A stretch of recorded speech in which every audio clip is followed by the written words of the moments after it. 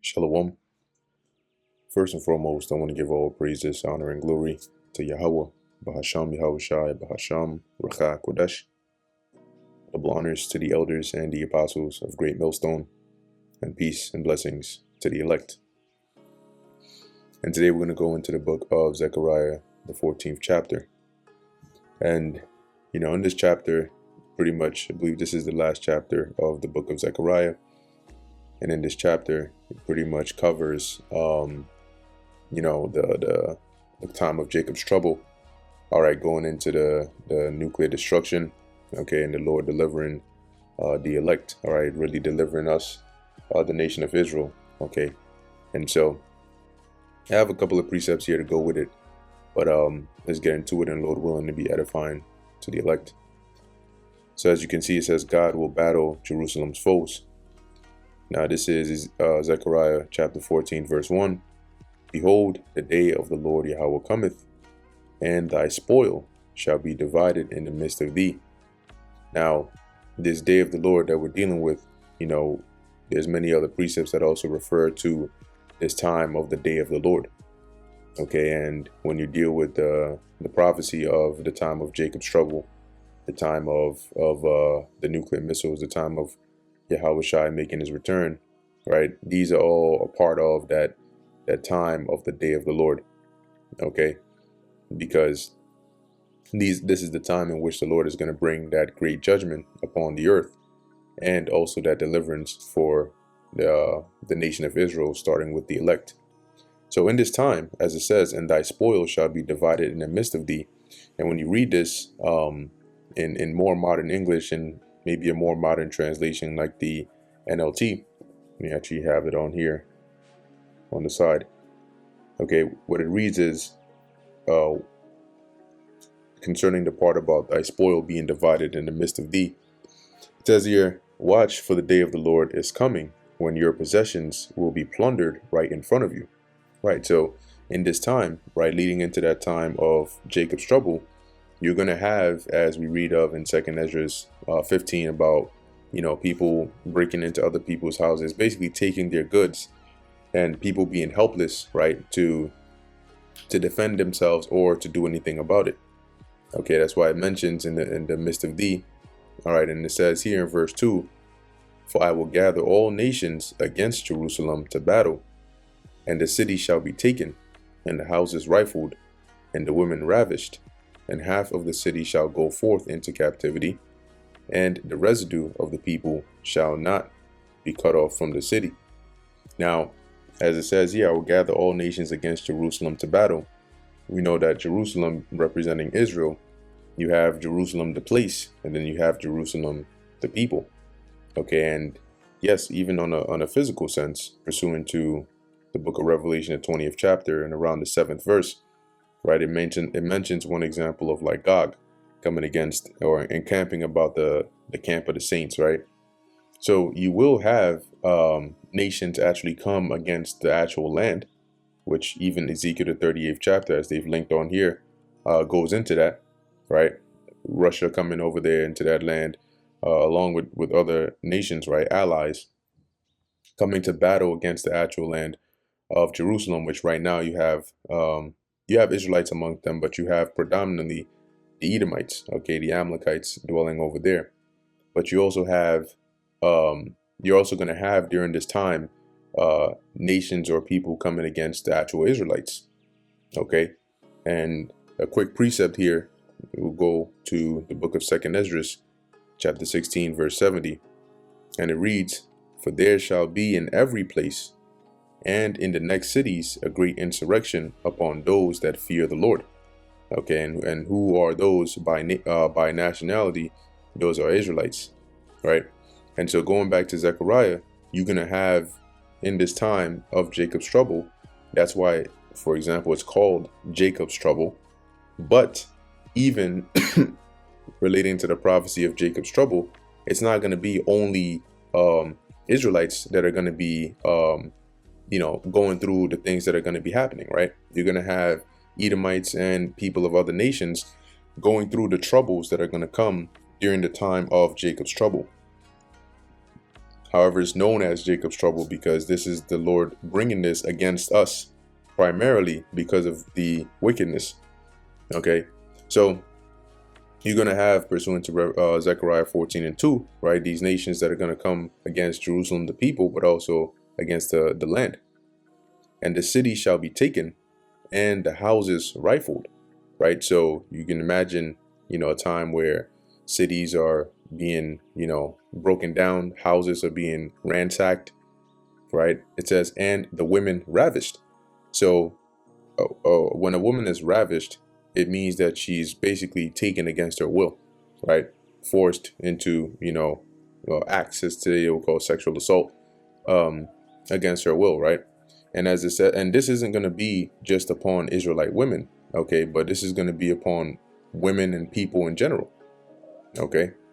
It says, and half of the city shall go forth into captivity, and the residue of the people shall not be cut off from the city.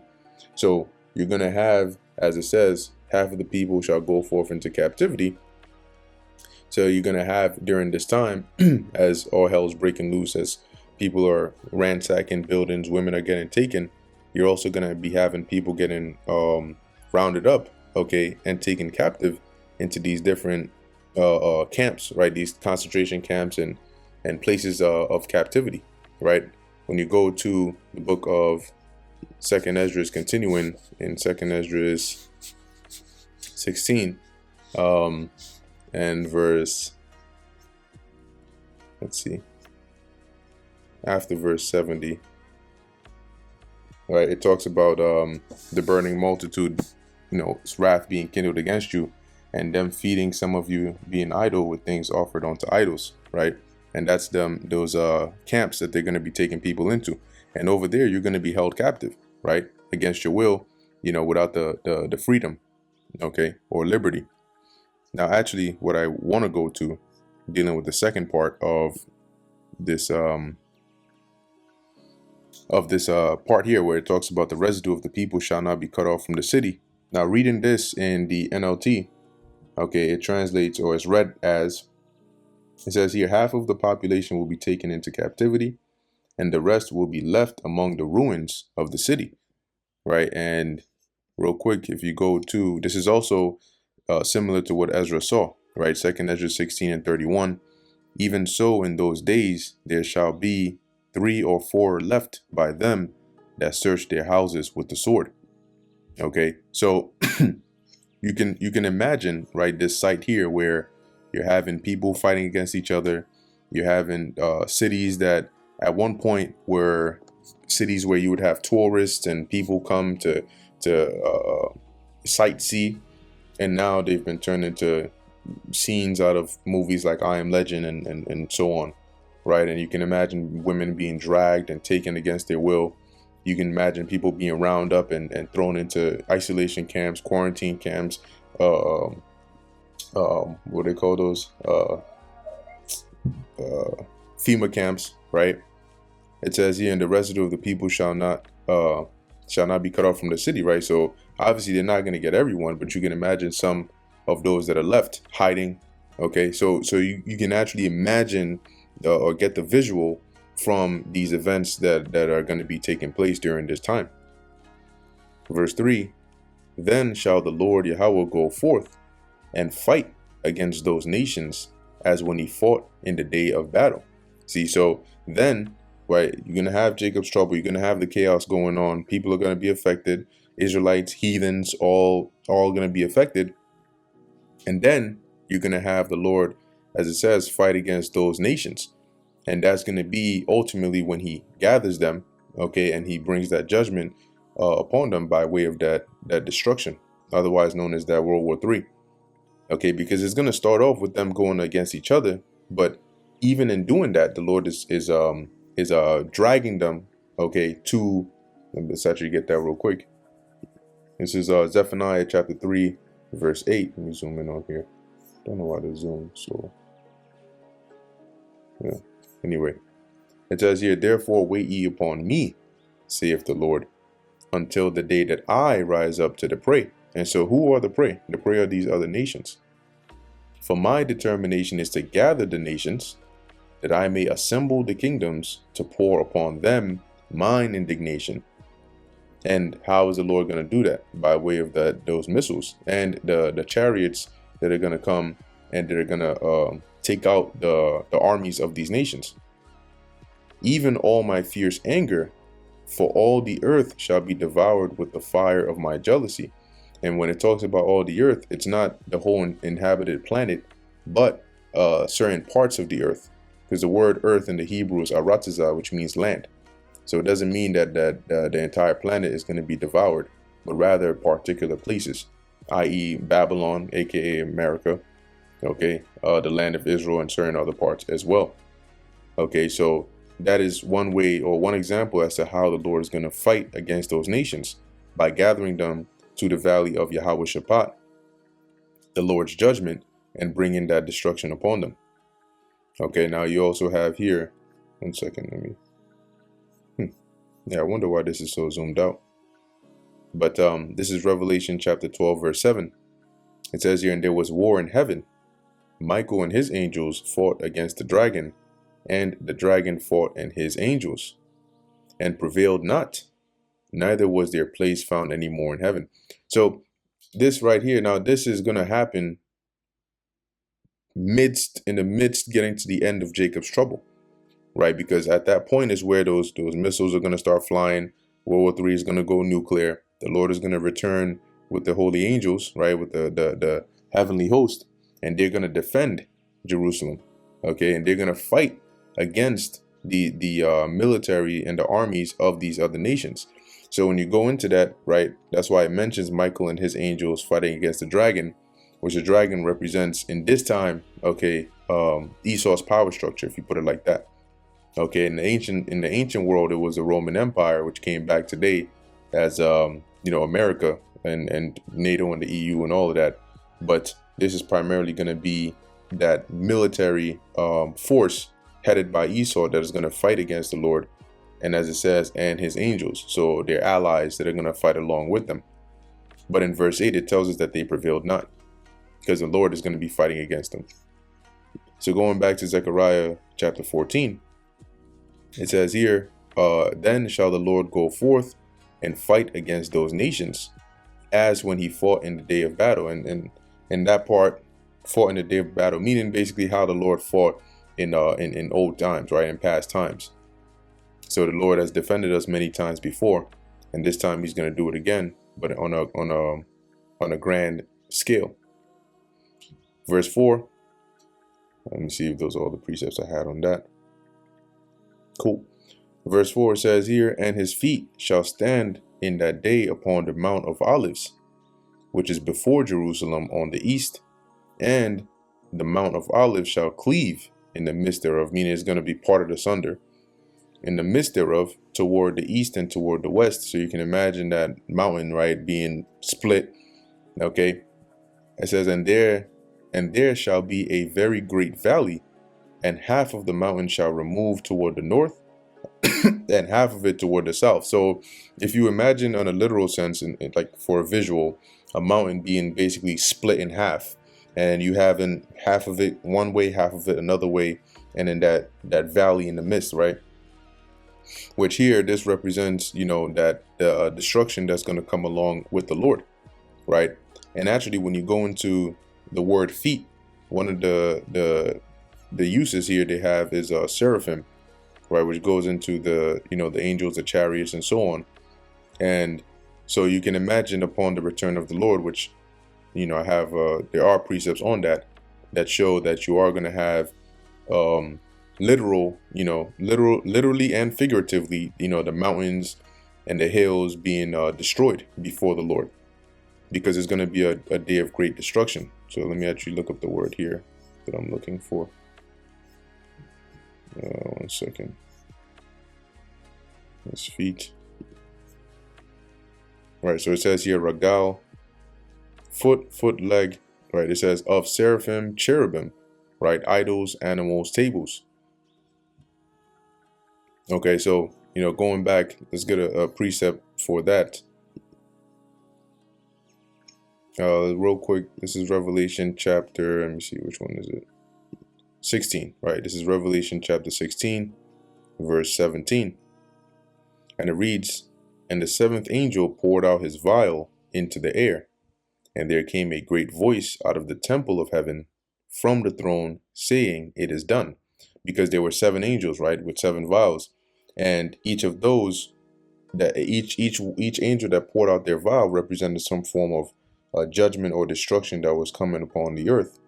And the seventh was going to be that complete, the last one, the finishing one, which is where the missiles do that complete destruction.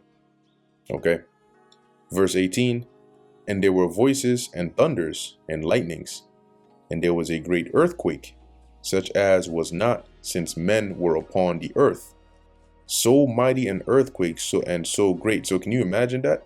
And this is why in the book of Isaiah, it mentions that the earth is going to reel to and fro like a drunkard. Can you imagine the actual planet shaking, and moving, based on the impacts of the missiles hitting in different parts, causing even beneath the surface level, those tectonic plates that have, bridged against each other, causing the tension to cause some of them to shift. Because when those plates that are etched against each other, there's a lot of tension built there, and whenever they shift, that's when it causes what we know on the surface as an earthquake, right? And then you have the fault lines and all of that. So you can imagine, with the force of all these missiles hitting the planet, it can force, right, these plates that are, let me actually just put it up here. If you look at tectonic plates diagram, there you go. Let's see if we can have yeah, so these are some examples, right? So you can have these plates as they they're moving. Some of them clash, and they have a certain force or a certain direction they're trying to go in. Now obviously they're not straight like this. Some of them, it's earth, so you might have the edges be jagged. And so you can imagine, if this one is going in this direction and this one is going in this direction, and they clash with each other and their edges are jagged and they basically get stuck, right? And then that tension starts to build, because this is trying to go here, this is trying to go here, but they're stuck right there. And so if you take the slightest force, maybe the force of a missile or something hitting, that breaks off, it forces them to break off and release that sudden tension, then you have that ripple effect that comes up to the surface, and then we see, or at least what we have is those quakes. Okay. Nevertheless, going back to Revelation 16, and verse 19, "And the great city was divided into three parts, and the cities of the nations fell, and great Babylon came in remembrance before God." And we know that great city is pertaining to Babylon the Great. When you go to Revelation, the 17th chapter, the angel also mentions that. So you can imagine this place being destroyed and actually being divided. Okay. And as it says, "It came in remembrance before God, to give unto her the cup of the wine of the fierceness of his wrath." So basically, to have her drink of that cup is a metaphorical way of representing judgment, having them undergo the judgment of the Lord. Verse 20, and here's the key part that I wanted to get, right? "And every island fled away, and the mountains were not found." Right? And we know this is going to take place during the return of the Lord, the day of the Lord, right? And so you're going to have, right, in the scriptures, you have mountains and hills that metaphorically represent governments and basically bodies of authorities. But then you also have actual literal mountains and hills, okay, which both in some of these areas are going to be destroyed, right? And so in this case, as we're reading, the mountains were not found. Verse 21, "And there fell upon men a great hail out of heaven, every stone about the weight of a talent. And men blasphemed God because of the plague of the hail, for the plague thereof was exceeding great." Now this hail is referring to the nuclear missiles. This is what the Apostle John described it as when he saw it. But this actually represents the nuclear missiles falling from the sky, all right, and destroying things.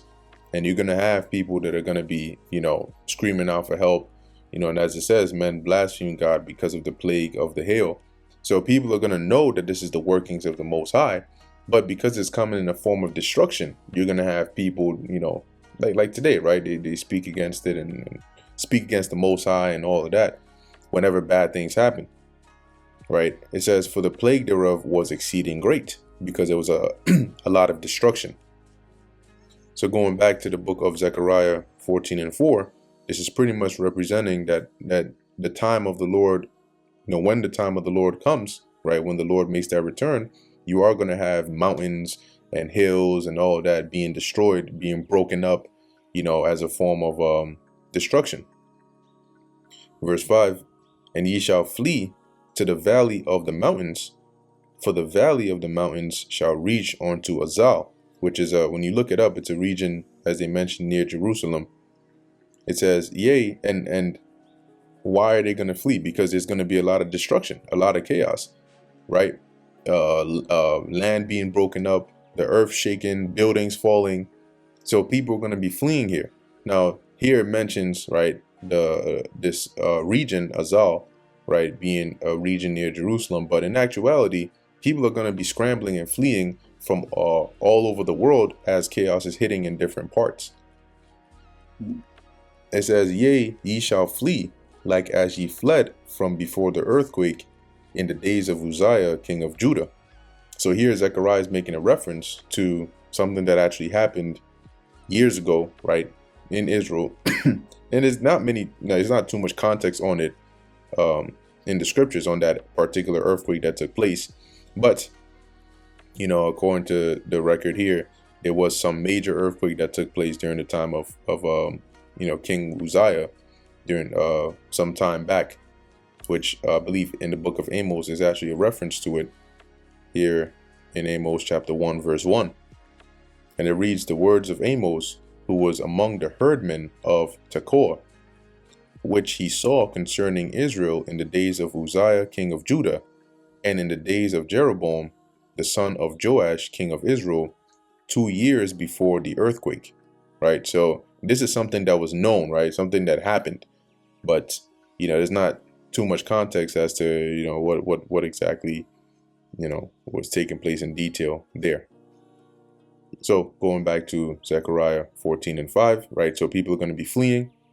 It says here, and the Lord Yahweh my God shall come, and all the saints with thee. Right, so like we mentioned above, the Lord is going to send Yahweh Shai back along with the angels, right, the heavenly host, and also to deliver the elect.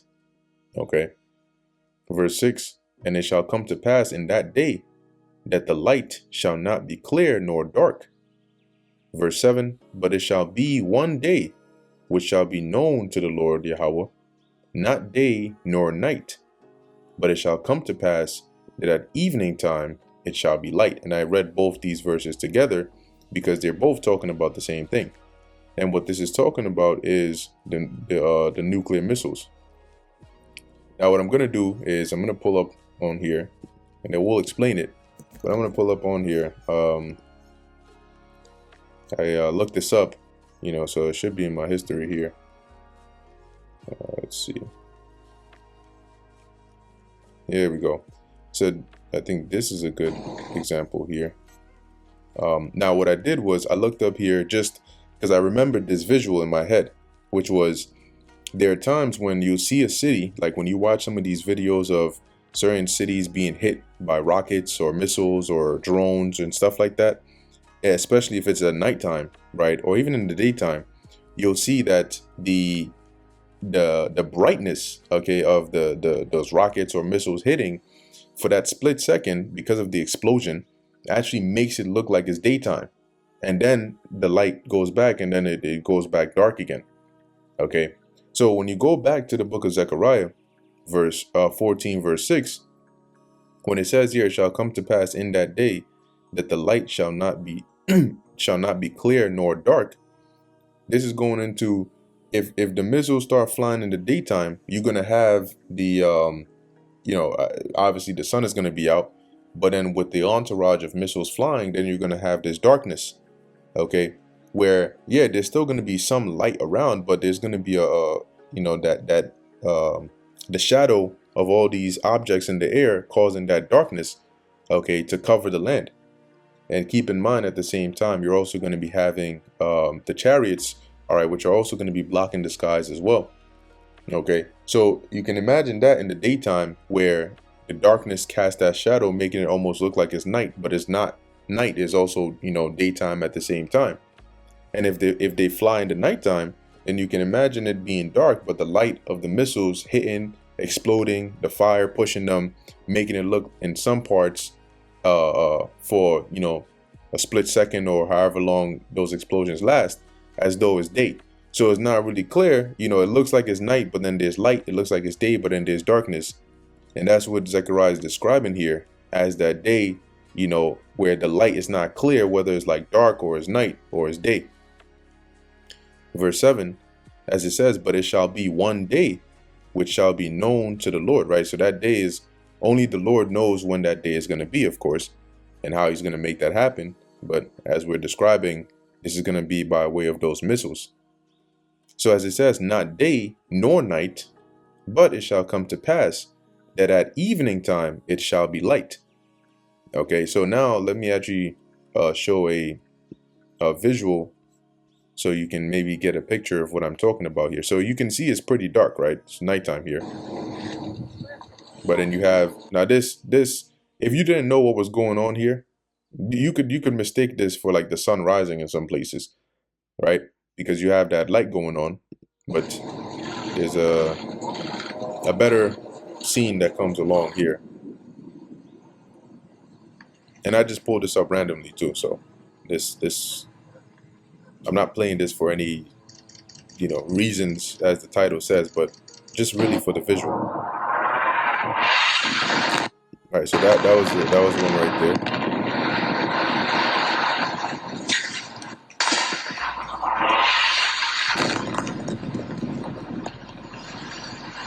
So let's actually go back. There you go. Let's go back to this one here. Perfect.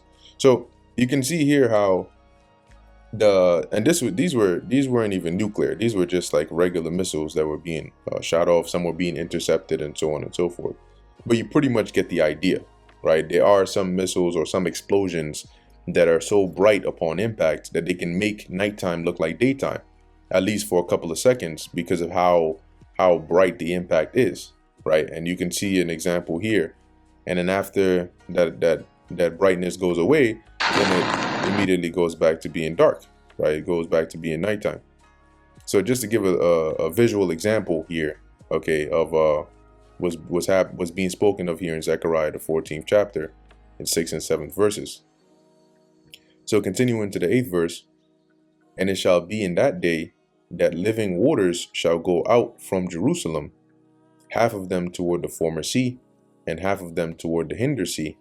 In summer and in winter shall it be. Now, this the living waters here, when you go into it, it pretty much represents like a revival, right? Let me actually go into living chaya, as it says here, living, live, reviving, right? Lively, active, sustenance, life. And this is going to be, when the Israelites are established back in power, okay, i.e. in the kingdom of heaven. And so that's why it says that it's going to go out from Jerusalem, because the Lord is going to establish us back in Jerusalem, or back in Israel. And by putting us in that position, right, we're going to bring that life back into the earth. Okay, it's really going to flow from Jerusalem, okay, by which the world is going to be revived or rejuvenated again.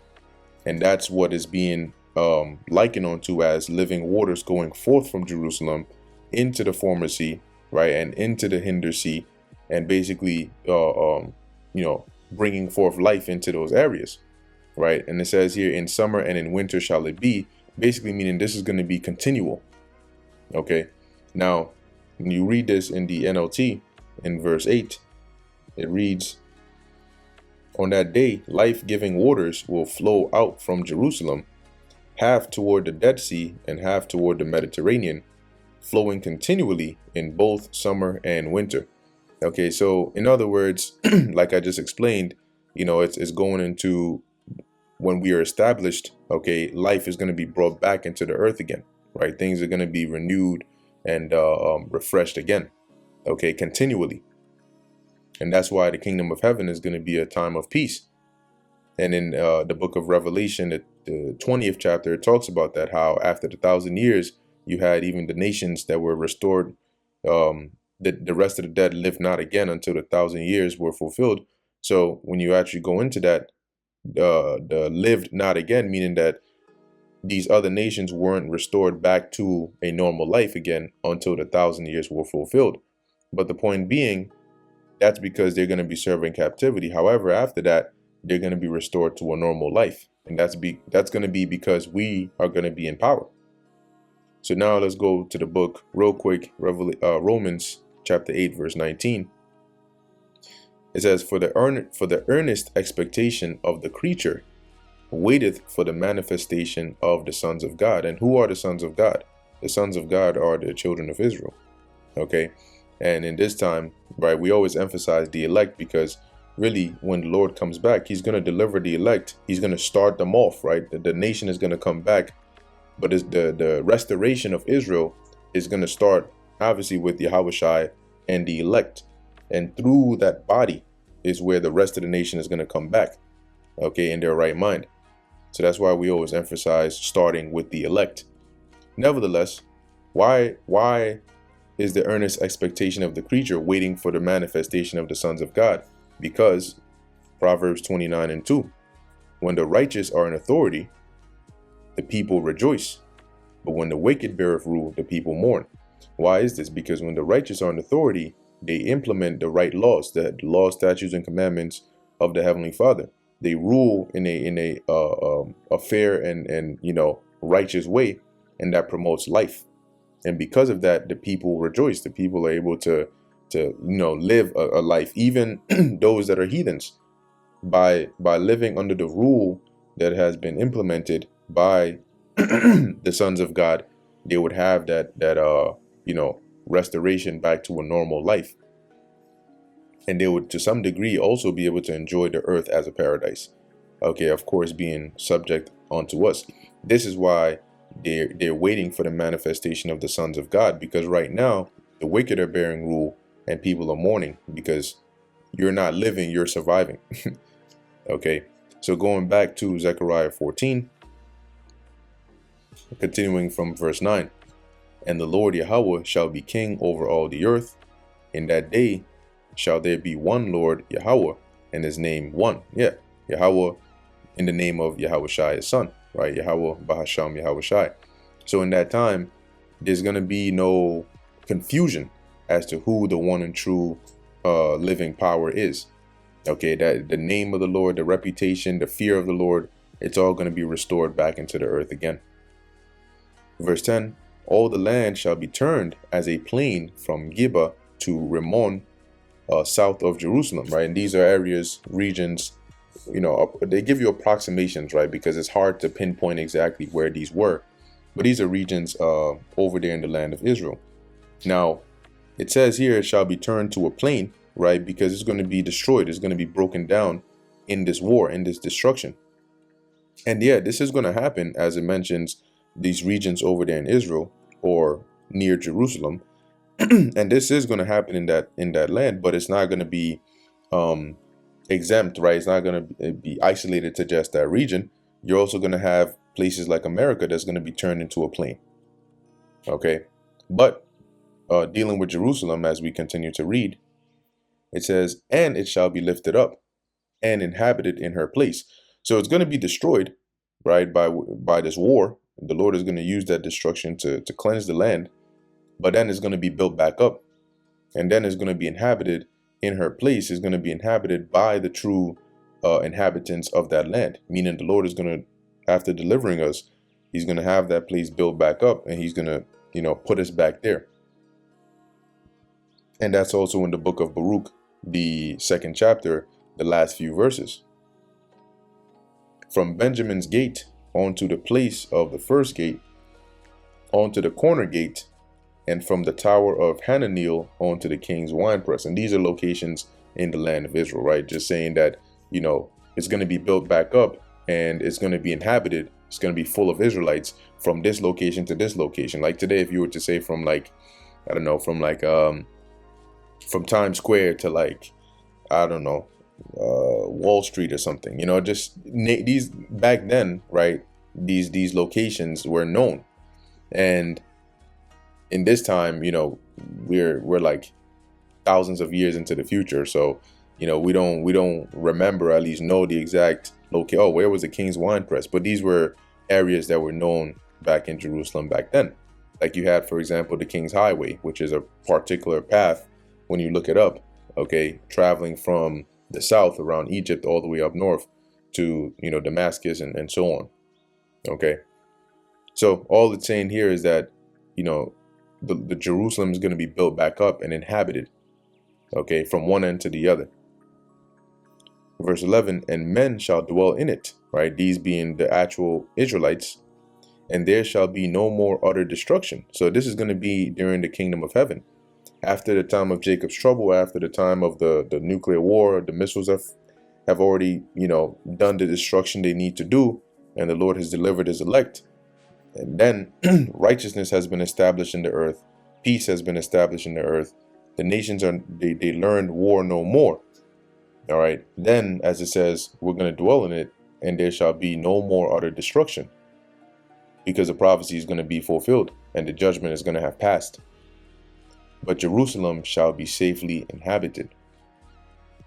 Verse 12. So now in verse 12, it goes into a bit more detail as to some of the verses that we mentioned above, right? About the, the missiles, the destruction. Okay, so reading verse 12, it says, and this shall be the plague wherewith the Lord will smite all the people that have fought against Jerusalem. So keep in mind, when we read up above, the Lord mentioned that he would, then the Lord is going to fight against the nations that came against us, right? In verse 3, then shall the Lord go forth and fight against those nations, right? So coming down to verse 12, it shows you this is how the Lord is going to do it. And this shall be the plague wherewith the Lord will smite all the people that have fought against Jerusalem. So all the people that came against us, which is pretty much all these nations, right? There's a precept that mentions which one of these nations had not had a part in our downfall, roughly paraphrasing. And also when you read the book of Psalms, the 83rd chapter, it goes into the list of these nations that have conspired against us. So as it reads, their flesh shall consume away while they stand upon their feet, and their eyes shall consume away in their holes, and their tongue shall consume away in their mouth. Now, this is going to happen on a literal sense. And when it says that, it doesn't mean they're going to turn into zombies.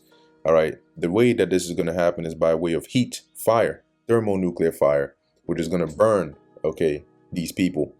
But also, it also represents the eyes consuming away in their holes, meaning the things, their visions, their aspirations. Psalms, what's that?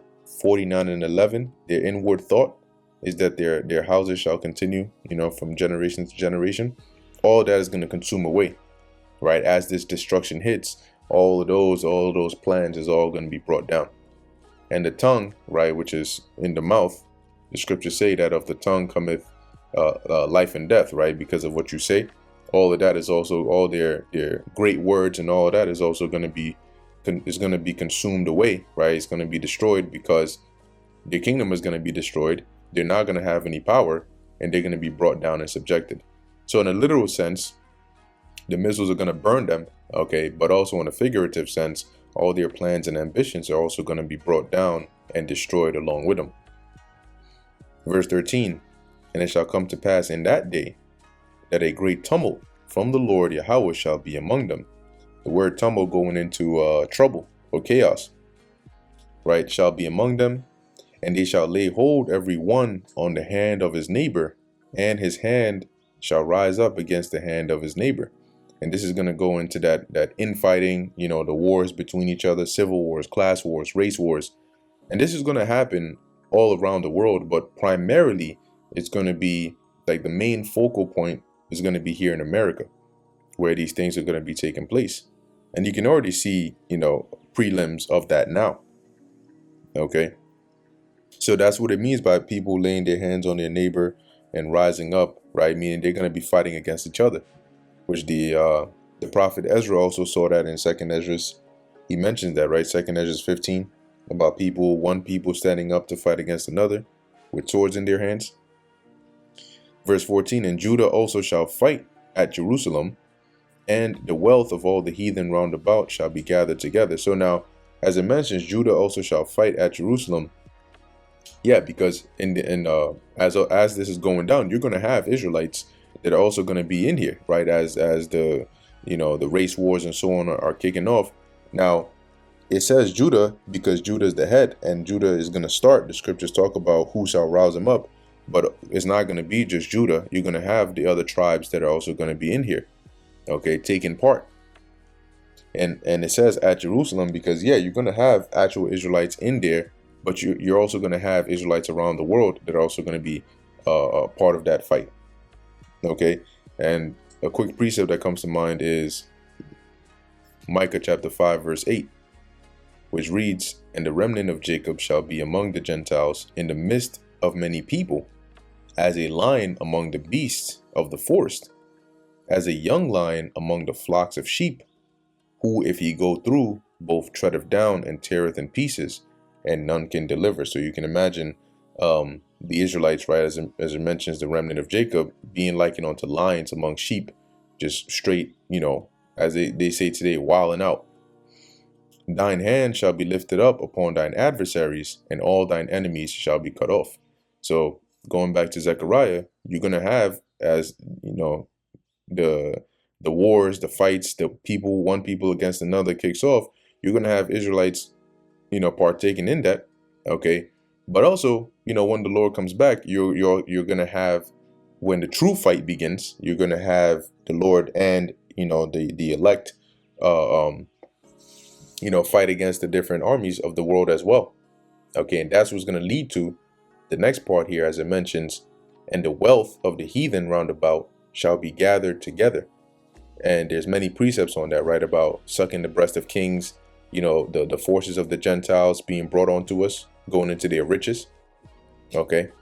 Gold and silver and apparel in great abundance. Why? Because when all this is over, the Lord is going to raise up, right, the nation of Israel again, the house of David, under Yahushua, and everybody is going to be subject under us, and they're going to bring their wealth and riches and all of that to us. As the scriptures say, our gates are going to be open continually, that the nations may bring, their riches. Verse 15, and so shall be the plague of the horse, of the mule, of the camel, and of the ass, and of all the beasts that shall be in these tents, as this plague. And we read what the plague was, right? That fire destroying it. So in whatever region or land that plague hits, right, where the fire devours, it's not going to just devour people, right? The horses, the mules, the camels, the ass, the beasts, all of them are also going to suffer that, which is, they're going to be destroyed. They're going to be burnt up. And it shall come to pass that every one that is left of all the nations which came against Jerusalem shall even go up from year to year to worship the King, the Lord Yahweh of hosts, and to keep the Feast of Tabernacles. So what's going to happen here is, after the war, after we have subjected the world under righteousness, the nations that are left, right, because you're going to have a good portion of them die in the Third World War, but those that are left are going to learn the ways of righteousness. They're going to keep our laws, statutes, and commandments, and our holy days as well, which is why I mentioned them going up from year to year, which is actually in our law, right? 3 times shall you come to Jerusalem to keep the high holy days. And as it mentions here, they're going to come to worship Yahweh Ba'ashem Yahushai and keep the Feast of Tabernacles. Verse 17, and it shall be that whoso will not come up of all the families of the earth unto Jerusalem to worship the King, the Lord of hosts, even upon them shall be no rain. So any nation or people or family that refuses, or tries to buck up, are going to suffer the consequence, right? And what happens when you don't have rain? You have famines, you have droughts. You can go and read the book of Genesis and see just how dire life can become when you don't have water. Okay, you can read about in the book of Kings what happened during the famines because of the drought, right, that Elijah had caused when he prayed to the Lord. How mothers were eating their children, right? People were selling doves' dung and asses' heads, right, for money to eat and to use to cook and all of that. So a nation not having rain is pretty much going to lead to a lot of hardships. They can't have water to drink. They can't feed their cattle. They can't water their grass. They can't plant crops. So it'll be like almost like a spiritual sanction upon them, which will make life difficult. So it'll be, a harsh punishment, which is to make sure that these nations don't get out of line.